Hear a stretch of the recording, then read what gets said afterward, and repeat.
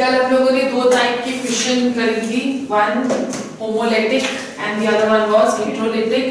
Homolytic fission में हमने क्या किया था कि जो दोनों इलेक्ट्रॉन्स हैं वो एक एक इलेक्ट्रॉन दोनों रिएक्टेंट के पास या एलिमेंट के पास चला जाता है, as a result of which वो फ्री रेडिकल्स प्रोड्यूस करते हैं।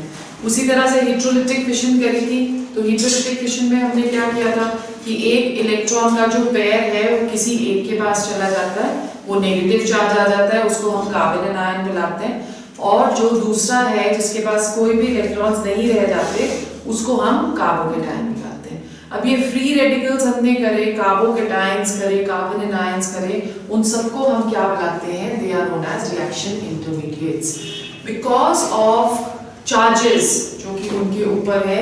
जैसे कार्बोकेटायन के ऊपर पॉजिटिव चार्ज है, कार्बन आयन के ऊपर नेगेटिव चार्ज है, और फ्री रेडिकल के पास एक इलेक्ट्रॉन है, तो ये इसको इन रिएक्शन मीडिएट्स को बहुत ज्यादा रिएक्टिव बना देता है। ठीक है, तो इसलिए जितने स्टेबल ये रिएक्शन मीडिएट्स इंटरमीडिएट्स होंगे उतनी ही रिएक्शन प्रोग्रेस करेगी टुवर्ड्स फॉरवर्ड डायरेक्शन, राइट। सो इसकी स्टेबिलिटी के ऊपर बहुत ज्यादा डिपेंड करती हैं ऑर्गेनिक रिएक्शंस। हम तीनों को डिस्कस करेंगे one by one. First we are going to discuss free radical. कल हम ऑलरेडी इन तीनों के बारे में थोड़ा सा पढ़ चुके हैं। तो फ्री रेडिकल्स क्या होते हैं, देखो, they are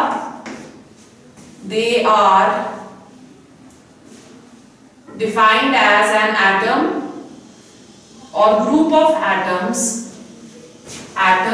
or group of atoms having unpaired electrons. Atoms or group of atoms having unpaired electrons. In unpaired electrons की वजह से they become very reactive species. Okay, so ये बहुत ही रिएक्टिव स्पीशीज बन जाते हैं। जैसे फॉर एग्जांपल हम लोगों ने कल किया था कि अगर हमारे पास इस तरह से एक बॉन्डिंग हो रही है, ये एक इलेक्ट्रॉन ए का है, ये एक इलेक्ट्रॉन बी का है, तो होमोलिटिक फिशन होगी। As a result two free radicals will be produced. An example which we can take over here is कि जब क्लोरीन को हम यूवी रेडिएशन पास करते हैं या सनलाइट पास करते हैं क्लोरीन गैस को, तो क्लोरीन गैस दो फ्री रेडिकल्स प्रोड्यूस करती है। ठीक है, नाउ जब हम फ्री रेडिकल्स करते हैं तो फ्री रेडिकल्स हमारे पास तीन तरह के होते हैं। वन इज, या आप कह सकते हो चार तरह के होते हैं। One which is known as a methyl free radical. Methyl free radical कौन सा हो गया, this is a methyl free radical, जिसमें कार्बन के साथ तीनों हाइड्रोजन्स लगे हुए। Okay, so this is methyl. फिर आ जाता है 1 डिग्री। सो 1 डिग्री में आप देखो दो हाइड्रोजन्स लगे हुए हैं और एक मिथाइल ग्रुप लगा हुआ है। इसको हम प्राइमरी फ्री रेडिकल या इसको हम 1 डिग्री फ्री रेडिकल बुलाते हैं। ठीक है, फिर सेकेंडरी फ्री रेडिकल में हम देखेंगे कि दो CH3 ग्रुप्स लगे हुए। दिस इज अ 2 डिग्री और सेकेंडरी फ्री रेडिकल। ठीक, और फिर उसके बाद हमारे पास आता है tertiary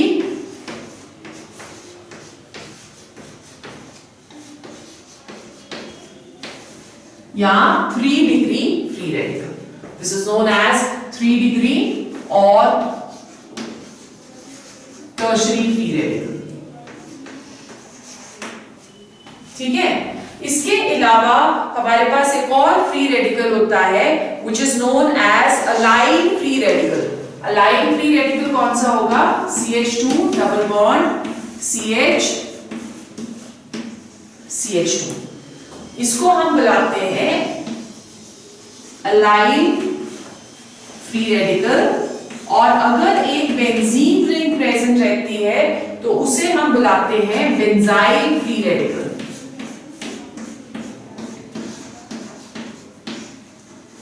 this is known as benzyl free radical, right. अब हमको इसकी ऑर्डर ऑफ स्टेबिलिटी करनी है कि कौन सा फ्री रेडिकल सबसे ज्यादा स्टेबल है। अगर हमें हाइपर कंजुगेशन याद है तो हम मिथाइल प्राइमरी और टर्शरी में, सेकेंडरी और टर्शरी में हाइपर कंजुगेशन वाला इफेक्ट्स लगाएंगे।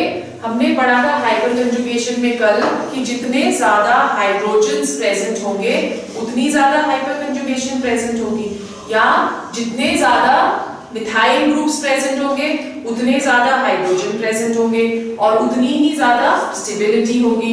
तो जब हम इन तीनों को देख रहे हैं तो हम देख रहे हैं कि सबसे ज्यादा हाइड्रोजन इसके पास प्रेजेंट, राइट। सो सबसे ज्यादा हाइड्रोजन कहाँ प्रेजेंट है, यहाँ प्रेजेंट है। तो ये सबसे ज्यादा हाइपर कंजुगेशन करेगा और जो सबसे ज्यादा हाइपर कंजुगेशन करता है वो सबसे ज्यादा स्टेबल हुआ। तो इसका मतलब ऑर्डर ऑफ स्टेबिलिटी क्या हो जाएगा, 3 डिग्री सबसे ज्यादा स्टेबल, फिर 2 डिग्री, फिर 1 डिग्री एंड फिर methyl. This is the order of stability. जब हम अलाइल और बेंजाइल फ्री रेडिकल करते हैं तो ये दोनों इन सबसे भी ज्यादा स्टेबल हैं। क्यों? क्योंकि इनमें रेजोनेंस होता है। रेजोनेंस का मतलब क्या हुआ कि ये वाला जो बॉन्ड है ये शिफ्ट हो सकता है, जैसे हमने यहाँ पे किया था कि ये यहाँ शिफ्ट हो जाएगा और रेजोनेटिंग स्ट्रक्चर्स हमने किए थे ना। तो जब हम इसके रेजोनेटिंग स्ट्रक्चर्स बनाएंगे अलाइल के तो क्या होगा कि ये वाला जो है इलेक्ट्रॉन ये यहाँ आ जाएगा और ये यहाँ आ जाएगा, राइट। सो डीलोकलाइजेशन हो रही है इलेक्ट्रॉन की। अब इलेक्ट्रॉन यहाँ आ गया, single bond CH, double bond CH2। अगर ये इलेक्ट्रॉन शिफ्ट होता रहेगा तो ये इलेक्ट्रॉन अवेलेबल नहीं है रिएक्शन के लिए। अगर वो रिएक्शन के लिए अवेलेबल नहीं है तो वो ज्यादा स्टेबल है। सो अलाइल और benzyl both have the same stability due to resonance. इसके रेजोनेटिंग स्ट्रक्चर्स कैसे बनेंगे, ये यहां चला गया, सो फर्स्ट रेजोनेटिंग स्ट्रक्चर इसका क्या बना, डबल बॉन्ड CH2, यहाँ पे नेगेटिव चार्ज आ जाएगा क्योंकि ये इलेक्ट्रॉन्स यहाँ शिफ्ट हुए, ठीक है। फिर ये यहाँ शिफ्ट होगा, ये कल हमने इसके रेजोनेटिंग स्ट्रक्चर्स करे थे ना इलेक्ट्रॉन डोनेटिंग ग्रुप्स के। ये यहाँ बॉन्ड बन गया, यहाँ पे नेगेटिव चार्ज आ गया, तो ये नेगेटिव चार्ज यहाँ चला गया, ये यहाँ चला गया, तो नेक्स्ट रेजोनेटिंग स्ट्रक्चर इसका क्या बन जाएगा, डबल बॉन्ड, नेगेटिव चार्ज यहाँ। अगेन आप देख सकते हो कि द इलेक्ट्रॉन जो कि प्रेजेंट था यहाँ पे, इसी इलेक्ट्रॉन की वजह से किसी भी एक स्पीशीज की रिएक्टिविटी ज्यादा होती है। अब ये इलेक्ट्रॉन ही कहीं पे भी अवेलेबल दिख रहा है आपको, नहीं दिख रहा ना, तो अगर वो इलेक्ट्रॉन कहीं भी अवेलेबल नहीं होगा तो ऑब्वियसली रिएक्टिविटी नहीं होगी, और अगर रिएक्टिविटी नहीं होगी तो इसका मतलब वो ज्यादा स्टेबल है, राइट। तो सबसे ज्यादा जो स्टेबल होते हैं they are the allyl and benzyl. उसके बाद एलाइल और बेंजाइल के बाद टर्शरी, टर्शरी के बाद सेकेंडरी, सेकेंडरी के बाद प्राइमरी एंड प्राइमरी के बाद methyl. This is order of stability of free radicals. Have you understood? Okay. फिर उसके बाद सेकेंड जो हमारा आता है that is a carbocation. Carbocation is a positively charged species. Carbocation, so define करो क्या कार्बोकेटायन क्या होता है। It is defined as group of atoms which contains positively charged carbon atom, positively charged carbon atom having only 6 electrons, having only 6 electrons, ठीक है। अब जैसे ये एक बॉन्ड हमने शो किया, इसको इस तरह से शो कर रही हूं मैं, ये हमने बॉन्ड शो किया, तो ये बॉन्ड बन रहा है due to pairing of this electrons, bonding of this electrons. तो हम बोल रहे हैं कि यहाँ पे न्यूट्रोलिटिक क्लीवेज हो रही है, यहां से बॉन्ड टूट रहा है, तो ये X दोनों इलेक्ट्रॉन्स ले जाएगा, तो जो कार्बन बचा उसके ऊपर पॉजिटिव चार्ज आ जाएगा, और ये X जो है इसने दोनों इलेक्ट्रॉन्स ले लिए, तो ये जो स्पीशीज बनती है पॉजिटिवली चार्ज, इसे हम कार्बोकैटायन कहलाते हैं। जैसे हमने फ्री रेडिकल्स में 1 डिग्री 2 डिग्री 3 डिग्री और अलाइल और फिनाइल करा है, उसी तरह से कार्बोकैटायन में भी हम क्लासिफाई करेंगे एज फर्स्ट मिथाइल। सो मिथाइल हो गया, ये 6 इलेक्ट्रॉन्स ही है इसके पास, 1 2 3 4 5 6। ये पॉजिटिव चार्ज इसीलिए लगा है क्योंकि इसके पास लेस देन ऑक्टेट है, ठीक है। सो ये पॉजिटिव चार्ज हो गया, दिस इज द मिथाइल। फिर आ जाएगा प्राइमरी पॉजिटिव चार्ज, फिर आ जाएगा सेकेंडरी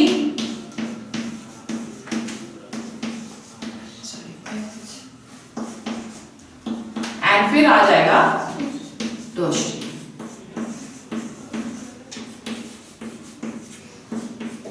क्लियर? अब यहां पे जब हम स्टेबिलिटी एक्सप्लेन करते हैं तो stability of a carbocation it is explain on the basis of plus I effect। ये भी हमने कल किया था। plus I effect क्या होता है? Electron releasing effect of a methyl group, उसे हम plus I effect। यहां पे आप देख रहे हो कि कोई भी मिथाइल ग्रुप प्रेजेंट नहीं, तो यहां पे plus I effect नहीं हो सकता। यहाँ पे एक मिथाइल है, तो ये मिथाइल अपने इलेक्ट्रॉन्स कार्बन के ऊपर देगा। इलेक्ट्रॉन्स नेगेटिवली चार्ज होते हैं, ये पॉजिटिवली चार्ज होते हैं, तो दोनों के बीच में क्या हो जाएगा, ये इसके पॉजिटिव चार्ज को स्टेबल करने की कोशिश करेगा ना इलेक्ट्रॉन। तो यहां से जब हम यहां गए तो स्टेबिलिटी इंक्रीज हो गई due to plus I effect of one methyl group. यहाँ पे तो 2 है, तो दोनों इलेक्ट्रॉन्स रिलीज करेंगे कार्बन के ऊपर, स्टेबिलिटी और इंक्रीज हो जाएगी। और यहाँ पे 3 है, तो तीनों जब करेंगे तो स्टेबिलिटी और भी इंक्रीज हो जाती है। तो यहाँ पे 3 degree is going to be most stable, then 2 degree, then 1 degree and then methyl due to plus I effect या positive inductive effect of the methyl groups. ठीक है, समझ आया? तो ये हमारे कार्बोकैटायन है। जब हम लोग अब इसमें भी हमारे पास फिनाइल कार्बोकैटायन होगा कि नहीं? फिनाइल कार्बोकैटायन या बेंजाइल कार्बोकैटायन कौन सा हुआ? फिनाइल नहीं, सॉरी, बेंजाइल कार्बोकैटायन, राइट। अब बेंजीन रिंग में रेजोनेंस होगी ना, रेजोनेंस। तो अगर रेजोनेंस होगी तो ये वाले इलेक्ट्रॉन इधर चले जाएंगे, तो ये पॉजिटिव चार्ज स्टेबल हो जाएगा, राइट। वो पॉजिटिव चार्ज कहां ट्रांसफर हो जाता है? इधर। तो जितने ज्यादा फिनाइल रिंग्स प्रेजेंट होंगे उतना ही ज्यादा रेजोनेंस होगा और उतनी ही ज्यादा स्टेबिलिटी होगी। अगर हम इसके रेजोनेटिंग स्ट्रक्चर्स ड्रॉ करें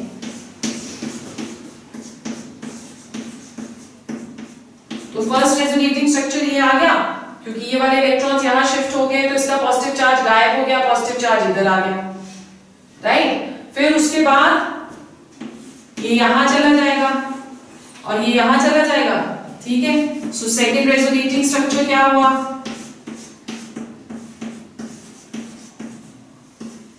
पॉजिटिव चार्ज अब यहां आ गया, ठीक है।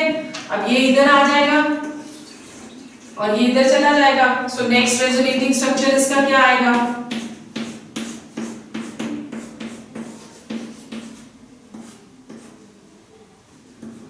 पॉजिटिव, और फाइनली अब ये वापस आ जाएगा। तो लास्ट रेजोनेटिंग स्ट्रक्चर क्या हो गया?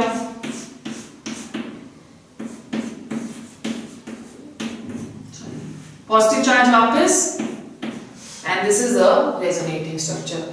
जितने ज्यादा फिनाइल ग्रुप्स या बेंजीन रिंग्स आप बोल लो CH2 के साथ प्रेजेंट रहेगी, उतना ही ज्यादा रेजोनेंस होगा और उतनी ही ज्यादा स्टेबिलिटी होगी। जैसे फॉर एग्जांपल यहाँ पे CH2 है, हम बोल रहे हैं कि इस CH2 की जगह भी बेंजीन रिंग्स प्रेजेंट है। एक बेंजीन रिंग ये हो गई, दूसरी बेंजीन रिंग ये हो गई और तीसरी दूसरी बेंजीन रिंग ये हो गई, ठीक है, and with a positive charge ये भी रेजोनेंस शो करेगी, ये भी रेजोनेंस शो करेगी, ये भी रेजोनेंस शो करेगी। तो जो ट्राइफिनाइल कार्बोकेटाइन होता है वो सबसे ज्यादा स्टेबल है, ठीक है। So we are saying that phenyl को हम पीएच के साथ डिनोट करते हैं, triphenyl carbocation is the most stable. जैसे जैसे बेंजीन रिंग्स कम होती रहेगी वैसे वैसे स्टेबिलिटी भी कम होती रहेगी। Is it clear? So this is what a carbocation is. The third which we have that is known as carbon anion. लिखो क्या होता है carbon anion? It is a species containing a carbon atom. Species containing a carbon atom carrying a negative charge. Carrying a negative charge. And possessing 8 electrons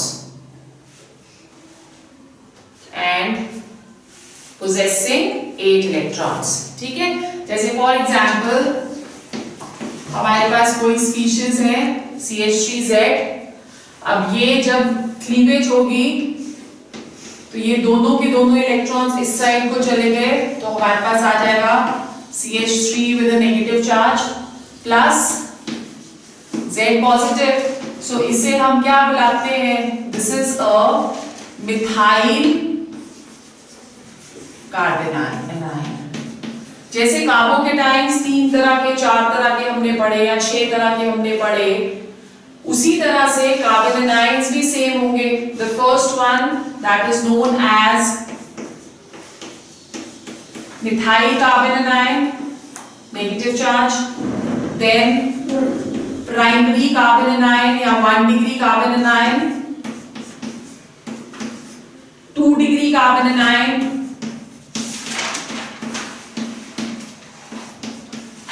and 3 degree carbon anion, right? अब यहाँ पे जैसे carbocation में inductive effect हो रहा था, यहाँ पे भी इंडक्टिव इफेक्ट होगा ना। सो जितना ज्यादा इंडक्टिव इफेक्ट होगा उतनी इलेक्ट्रॉन डेंसिटी इसके ऊपर बढ़ जाएगी। ये वाला मिथाइल इसको इलेक्ट्रॉन्स देगा, ये वाला मिथाइल भी इसको इलेक्ट्रॉन्स देगा और ये वाला मिथाइल भी इलेक्ट्रॉन्स देगा। अगर इलेक्ट्रॉन डेंसिटी बढ़ जाती है तो स्टेबिलिटी कम हो जाती है, क्योंकि उसमें चांसेस रहेंगे कि वो ज्यादा रिएक्ट करे। व्हाई? बिकॉज उसके पास नेगेटिव चार्ज बहुत ज्यादा है। तो नेगेटिव चार्ज अगर बहुत ज्यादा रहता है या पॉजिटिव चार्ज बहुत ज्यादा रहता है तो टेंडेंसी होती है कि किसी ना किसी के साथ वो रिएक्ट कर जाए इमीडिएटली। तो इसका जो स्टेबिलिटी ऑर्डर है वो ऑपोजिट होता है as compare to a carbocation. Carbocation में हमने 3 डिग्री सबसे ज्यादा स्टेबल बोला था ना, यहाँ पे हमारे पास मिथाइल जो है that is going to be the most stable amongst all of these, right. पर जब हम लोग फिनाइल करेंगे तो what will happen in phenyl? Due to resonance that is going to be more stable. तो फिनाइल या बेंजाइल फ्री रेडिकल क्या हो गया? नेगेटिव चार्ज, ठीक है, ये इलेक्ट्रॉन्स हैं। अब ऑपोजिट हो जाता है देना कार्बोकेटाइन। इसके रेजोनेटिंग स्ट्रक्चर्स अगर हम देखें तो फर्स्ट रेजोनेटिंग स्ट्रक्चर इसका क्या बनेगा? ये जो नेगेटिव चार्ज है इलेक्ट्रॉन्स हैं that is in conjugation with the benzene ring. हमने कल पढ़ा था कंजुगेशन का मतलब क्या होता है? Multiple bonding systems. सो ये यहां ट्रांसफर होके डीलोकलाइज हो जाएगा in the entire benzene ring. So इस नेगेटिव चार्ज को पकड़ना मुश्किल हो जाता है। अगर नेगेटिव चार्ज को पकड़ना मुश्किल हो जाएगा तो बट ऑब्वियस की रिएक्टिविटी भी डिक्रीज हो जाएगी और स्टेबिलिटी इंक्रीज हो जाएगी। तो ये इसके रेजोनेटिंग स्ट्रक्चर्स बन जाते हैं। Have you understood? सो इसमें भी फिनाइल और अलाइल दोनों के दोनों जो है they are going to be most stable due to resonance, right. So ये तीन आप बोल सकते हो कि रिएक्शन इंटरमीडिएट्स हैं जो बनते हैं by breaking up of a bond. अब आप देखिए कि हर चीज में हम लोग एक कोई भी, जैसे हमने रिएक्टेंट किया, हम रिएक्टेंट पे कोई भी एक अटैक करेंगे रिएजेंट, तभी प्रोडक्ट बनेगा। ये अपने आप तो टूट नहीं ना जाएगा, अपने आप टूटता होता तो कोई भी कंपाउंड बना नहीं रह सकता है, वो टूटता ही रहेगा। फिर that does not happen. Salt अपने आप थोड़ी टूटता रहता है, तब टूटेगा जब आप उसमें वाटर डालोगे। ओके, सो जो वाटर उसमें हो गया उसे हम क्या बुलाते हैं, that is known as attacking reagent. So we are now going to study the types of attacking reagents which are, we have already studied the first kind of attacking reagent जिसे हम क्या बुला रहे हैं, it is known as the free radical। उसके बारे में हम ऑलरेडी पढ़ चुके, तो हम दोबारा डिस्कस नहीं करते, ठीक है। सो आ गया free radical, the first kind of attacking reagent. तो मतलब फ्री रेडिकल एक रिएक्शन इंटरमीडिएट भी है और वो अटैकिंग रिएजेंट्स भी है। ओके, सेकेंड जो आता है that is known as nucleophiles. Nucleo का मतलब होता है न्यूक्लियस और फाइल्स का मतलब होता है लविंग। सो ये जो न्यूक्लियोफाइल्स होते हैं they are nucleus loving species, ठीक है। They are nucleus loving species, nucleophiles. अब न्यूक्लियस लविंग स्पीशीज तभी हो सकते हैं, nucleus is positively charged due to presence of a proton. So nucleus loving वो तभी होंगे अगर उनके पास एक्स्ट्रा इलेक्ट्रॉन्स हैं, ठीक है। सो मतलब ये जो न्यूक्लियोफाइल्स होते हैं they are also known as electron rich species. इनके पास ज्यादा इलेक्ट्रॉन्स प्रेजेंट रहते हैं टू डोनेट, राइट। और इक्विलिब्रियम वाले चैप्टर में हमने पढ़ा था कि जो इजीली इलेक्ट्रॉन डोनेट कर सकते हैं they all behave as Lewis bases. So nucleophiles also behave as Lewis bases. Nucleophiles दो तरह के होते हैं। The first one neutral nucleophiles having lone pair of electrons। so ये जो न्यूक्लियोफाइल्स है, हमने बोला कि न्यूक्लियोफाइल्स के पास इलेक्ट्रॉन्स होने चाहिए, तो ये न्यूट्रल न्यूक्लियोफाइल्स है या न्यूट्रल स्पीशीज है जिसके पास lone pair of electrons present है। जैसे अमोनिया, अमोनिया के पास एक लोन पेयर ऑफ इलेक्ट्रॉन है, तो इसलिए क्या होगा, it will behave as a nucleophile, ठीक है। Second is amines. Amines also behave as nucleophiles। फिर आ गया वाटर। वाटर के पास भी दो लोन पेयर ऑफ इलेक्ट्रॉन्स हैं। और फिर आ जाते हैं अल्कोहल्स, ईथर्स। ये सारे फंक्शनल ग्रुप्स हम ऑलरेडी पढ़ चुके हैं, right. So this is what neutral nucleophiles are। The second type of nucleophiles which we have, they are negatively charged। जो negatively charged होता है species, again उसके पास क्या होगा, excess of electrons होंगे ना, तभी हम उसको negatively charged बुला रहे हैं। जैसे सारे halogens X negative, Cl negative हो गया, F नेगेटिव हो गया, Br नेगेटिव हो गया, I नेगेटिव हो गया, वो सारे क्या है, नेगेटिवली चार्ज्ड न्यूक्लियोफाइल्स। फिर उसके बाद OH नेगेटिव, OH के पास भी अब नेगेटिवली चार्ज है, तो ये भी क्या हो जाएगा, that is also going to behave as nucleophiles. और नेगेटिवली चार्ज कौन से हो सकते हैं, साइनो, Cn नेगेटिव, सो ये भी नेगेटिवली चार्ज न्यूक्लियोफाइल हो गया, क्लियर। सो ये सारे नेगेटिवली चार्ज न्यूक्लियोफाइल्स हैं। न्यूक्लियोफाइल्स जो होते हैं, बिकॉज उसमें टेंडेंसी रहती है इलेक्ट्रॉन्स डोनेट करने की, so they are very very efficient attacking reagents, right? जहां पे भी हमको कन्वर्जन करनी है, फॉर एग्जांपल हमको अल्कोहल्स को कन्वर्ट करना है इनटू हैलोजेंस, तो हम अटैकिंग रिएजेंट यूज करेंगे which is a halide ion, तभी वो बॉन्ड को ब्रेक कर पाएगा, ठीक? Third type of attacking reagent जो होता है दैट इज इलेक्ट्रोफाइल। इलेक्ट्रोफाइल्स क्या हुए? They are electron loving species, electron loving. अभी नहीं, इलेक्ट्रॉन से प्यार है, इलेक्ट्रॉन से प्यार तभी होगा जब उनमें सेल्फिशनेस है। क्यों? क्योंकि उनके पास खुद के पास इलेक्ट्रॉन्स कम है, उनको इलेक्ट्रॉन्स चाहिए, इसलिए वो इलेक्ट्रॉन लविंग है। ऐसे कोई किसी को लव नहीं करता आजकल के जमाने में, है ना? हाँ, एब्सोल्युटली। सो इलेक्ट्रॉन लविंग क्या हुए? They are going to be electron deficient. उन्हें स्टेबल होने के लिए इलेक्ट्रॉन्स चाहिए, इसलिए वो इलेक्ट्रॉन लविंग स्पीशीज है, ठीक है? सो इलेक्ट्रॉन डेफिशिएंट हो गए। अब ये भी दो टाइप के होते हैं। इलेक्ट्रॉन डेफिशिएंट का मतलब क्या हुआ? They have a tendency to accept electrons, therefore they behave as Lewis acids. आगे आ जाओ, अगले टॉपिक पे पहुंच गया, ठीक है? वो अभी वही फंसे हैं लाइन में। ऑलराइट, सो नेक्स्ट हमारा लुईस एसिड्स है।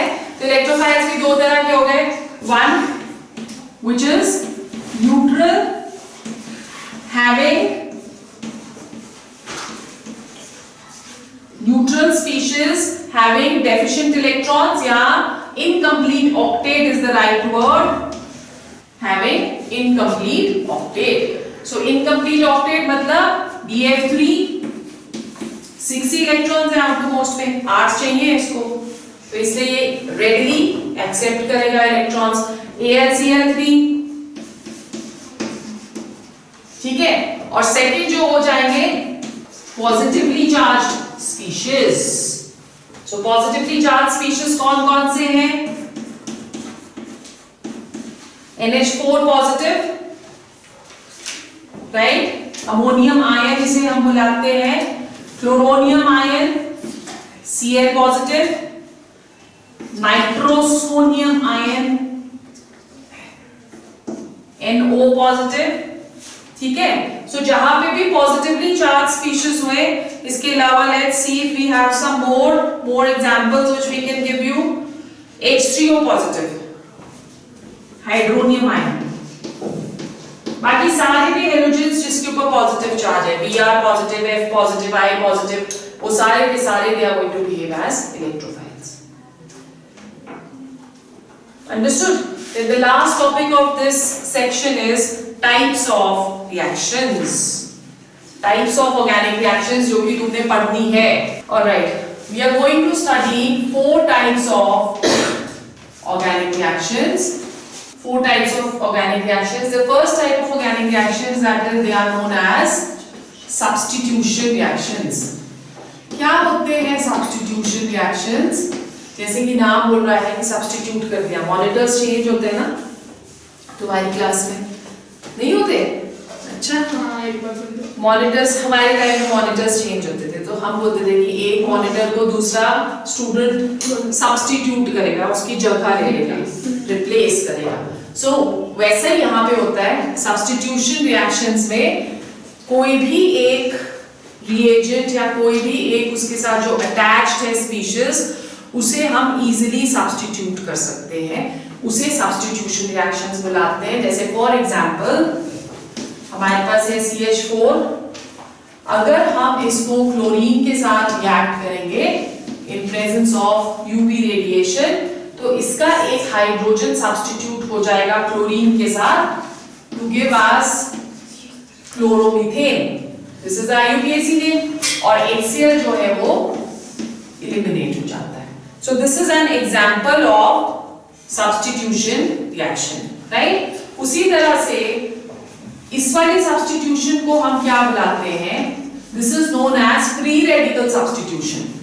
अब इसमें क्योंकि हम देख रहे हैं कि attacking reagents जो होंगे उसके बेसिस पे रिएक्शन रिएक्शन मैकेनिज्म होता है। मैंने अभी आपको बताया था कि क्लोरीन को जब हम पास करेंगे यूवी रेडिएशन तो वो क्या करेगा, फ्री रेडिकल्स में कन्वर्ट हो जाएगा।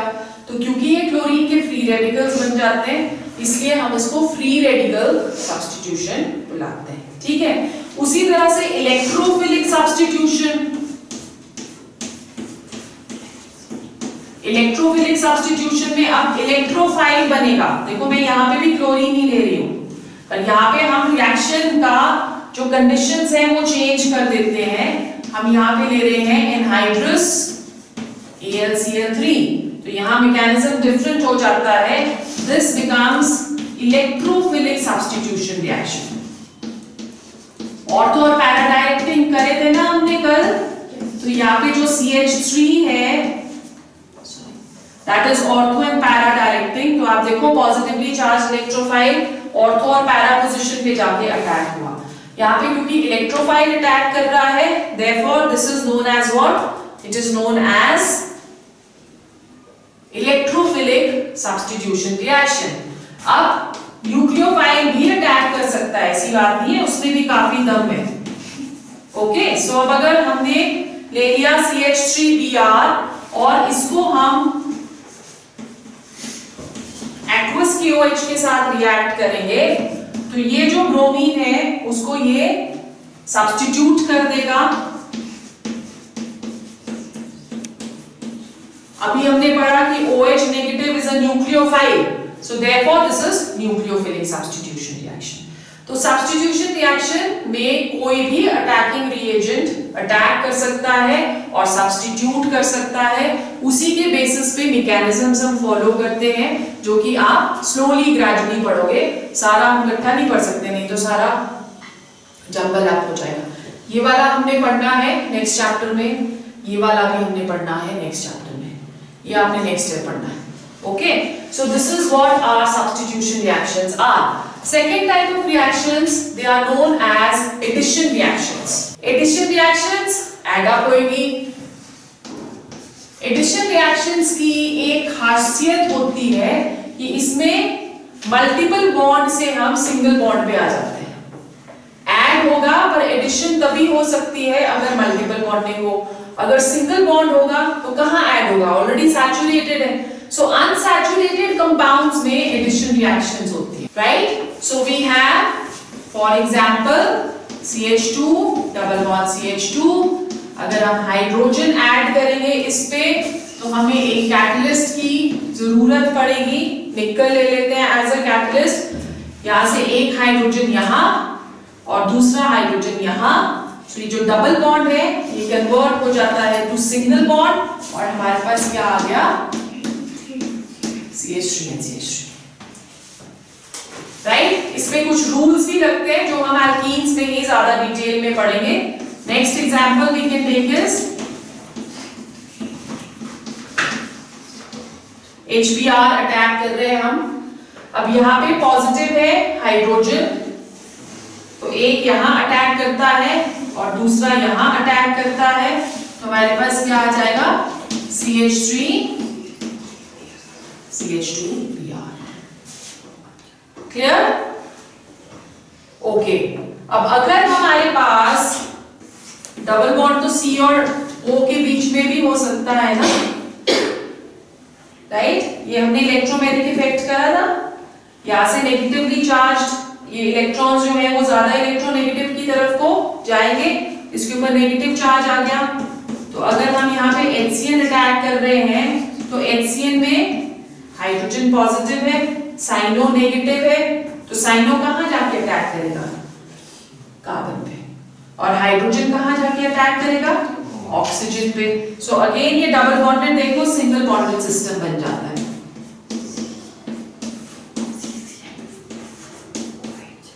This is known as cyanohydrin. IUPAC name इसका क्या होगा,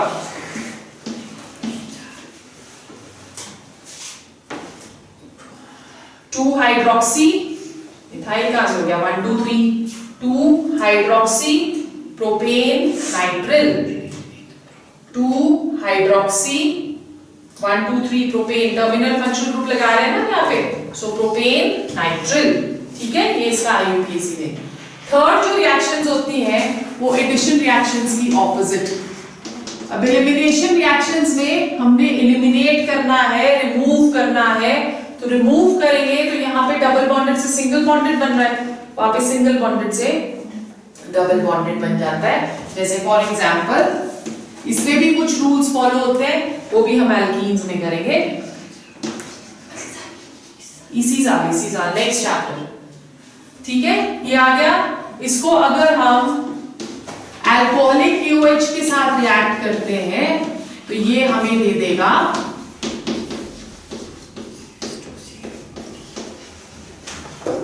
अब देखो attacking reagents, medium, reaction conditions organic chemistry में बहुत ही इंपॉर्टेंट होते हैं।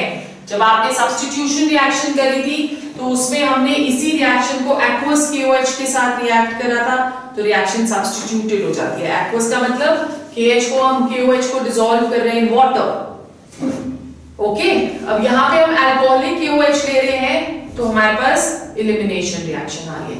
अल्कोहलिक KOH का मतलब क्या होता है कि हम KOH को डिसॉल्व कर रहे हैं इन अल्कोहल, तो जब एक्वस में डिसॉल्व करते हैं तो सब्स्टिट्यूशन रिएक्शन हो गई, जब अल्कोहलिक में डिसॉल्व करते हैं तो एलिमिनेशन रिएक्शन हो गई, ठीक है। This is the third type of reaction. Then the fourth type of reaction which we have, they are known as rearrangement reactions. Now what is rearrangement? किसी भी चीज को रीअरेंज करना, तो इसमें रीअरेंजमेंट रिएक्शंस में आइसोमर्स बनते हैं। जैसे हम नॉर्मल ब्यूटेन ले रहे हैं, CH3 CH2 CH2 CH3, अगर हम इसे एनहाइड्रस AlCl3 के साथ रिएक्ट करते तो ये हमें दे देगा CH3C chain isomer. This is butane, this is isobutane, और IUPAC नेम क्या होगा? एक का ब्यूटेन और दूसरे का 2-मिथाइल प्रोपेन, ठीक है। Rearrangement reactions, so I think यही तक करेंगे हम। With this we finish with the first part of this chapter. Now because इसका जो सेकेंड पार्ट है ऑर्गेनिक केमिस्ट्री इस वाले चैप्टर का, वो है हमारा प्यूरिफिकेशन ऑफ ऑर्गेनिक कंपाउंड्स। वो आई थिंक तुमको स्कूल में नहीं कराया गया, बट स्टिल उसकी रिकॉर्डिंग कंपटीशन वाले बैच में हो रही है, कल हो जाएगी और वो अपलोड हो जाएगा यूट्यूब पे। तो अगर आप अभी इमीडिएटली इसको देखना चाहते हो, प्यूरिफिकेशन ऑफ ऑर्गेनिक कंपाउंड्स, तो वो आप उस पे देख सकते हो, क्वांटिटेटिव एंड क्वालिटेटिव एनालिसिस दोनों, ठीक है। क्योंकि तुम्हें ये बोर्ड्स में नहीं आएगा, क्वेश्चंस नहीं आते हैं, तो let's not do it over here.